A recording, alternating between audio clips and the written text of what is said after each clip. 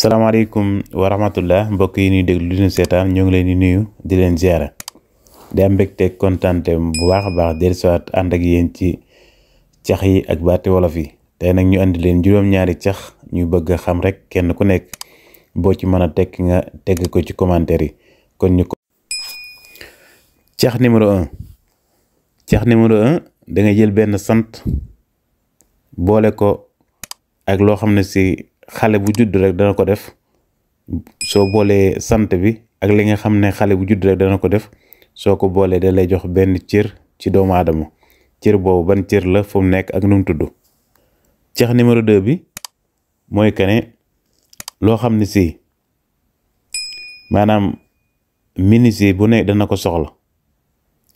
ak it sëriñ daara yi it dana ko soxla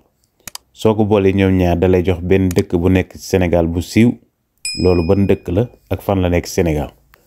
cax numéro 3 bi da ngay jël ñaari sant boole ko mu jox la benn cër bu am solo it ci doomu aadama cër boobu ban cër la ak fan la nekk ci doomu aadama. numéro 4 li nga xam ne si maanaam loo ko jox rek da koy lekk loo ko jox mën na ko lekk waaye bu naanee rek day faatu loolu lan la. numéro 5 bi da nga jël benn sant boole ko genn garab. goo xam ne gu bari njariñ la soo ko boolee ñoom ñaar da lay jox benn turu dëkk moom it bu nekk Sénégal tur bu siiw la moom it fan la nekk Sénégal ak ban dëkk la. cax numéro 7 bi mooy que ne li nga xam ne doo ko mës a gis sa soxna waaye da nga koy gis ci soxna keneen loolu mooy lan. commencé. mbokk yi ñuy déglu di ñu seetaan juróom-ñaari cax yi leen andil mi ngi nii. képp ku ci bëgg a tontu nag mën ngaa dem ci commentaire yi nga tontu sa neexal dina ñëw incha allah